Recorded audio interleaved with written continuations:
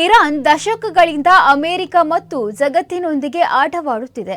ಆದರೆ ಆ ಪರಿಸ್ಥಿತಿ ಇನ್ನೂ ಹೆಚ್ಚು ಕಾಲ ಮುಂದುವರಿಯುವುದಿಲ್ಲ ಎಂದು ಅಮೆರಿಕದ ಮಾಜಿ ಅಧ್ಯಕ್ಷ ಡೊನಾಲ್ಡ್ ಟ್ರಂಪ್ ತೀವ್ರ ಎಚ್ಚರಿಕೆಯನ್ನು ನೀಡಿದ್ದಾರೆ.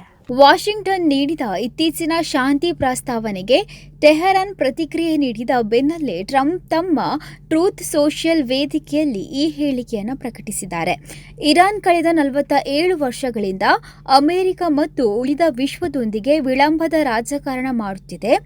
ಈಗ ಅವರು ತಮ್ಮ ಮಹಾನ್ ದೇಶವನ್ನು ನೋಡಿ ನಗುತ್ತಿದ್ದಾರೆ, ಆದರೆ ಅವರು ಇನ್ನು ಮುಂದೆ ನಗುವುದಿಲ್ಲ ಎಂದು ಟ್ರಂಪ್ ಹೇಳಿದ್ದಾರೆ.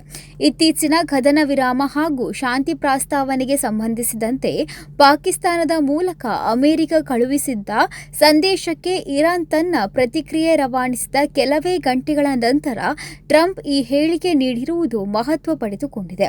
ಇದೀಗ ಮಧ್ಯಪ್ರಾಚ್ಯದಲ್ಲಿ ಉದ್ವಿಗ್ನತೆ ತೀವ್ರಗೊಂಡಿರುವ ನಡುವೆಯೇ ಇರಾನ್ ಬೆಂಬಲಿತ ಹಿಜ್ಬುಲ್ಲಾ ಉಗ್ರಗಾಮಿ ಸಂಘಟನೆಯ ವಿರುದ್ಧ ಇಸ್ರೇಲ್ ನಡೆಸುತ್ತಿರುವ ದಾಳಿಗಳು ಹಾಗೂ ಲೆಬನಾನ್ನ ಪರಿಸ್ಥಿತಿಯು ಜಾಗತಿಕ ಗಮನವನ್ನು ಸೆಳೆದಿದೆ.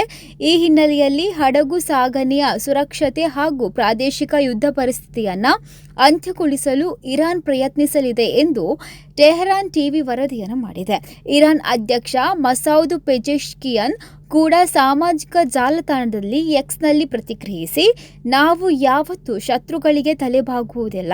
ಸಂಭಾಷಣೆ ಅಥವಾ ಮಾತುಕತೆ ಎಂದರೆ ಶರಣಾಗತಿ ಅಥವಾ ಹಿಂಜರಿತವಲ್ಲ ಎಂದು ಸ್ಪಷ್ಟಪಡಿಸಿದ್ದಾರೆ. ಅಮೆರಿಕದ ಇತ್ತೀಚಿನ ಪ್ರಸ್ತಾವನೆಯಲ್ಲಿ ಯುದ್ಧ ಅಂತ್ಯಗೊಳಿಸುವುದು, ಹಾರ್ಮುಜ್ ಜಲಸಂಧಿಯನ್ನು ಮರುತೆರೆಯುವುದು ಹಾಗೂ ಇರಾನ್ನ ಪರಮಾಣು ಕಾರ್ಯಕ್ರಮವನ್ನು ಹಿಂಪಡೆಯುವ ಕುರಿತ ಅಂಶಗಳು ಸೇರಿವೆ ಎಂದು ತಿಳಿದುಬಂದಿದೆ. ಆದರೆ ಈ ವಿಚಾರದಲ್ಲಿ ಇನ್ನಷ್ಟು ಚರ್ಚೆ ಅಗತ್ಯವಿದೆ ಎಂದು ಇರಾನ್ ಹೇಳಿದೆ.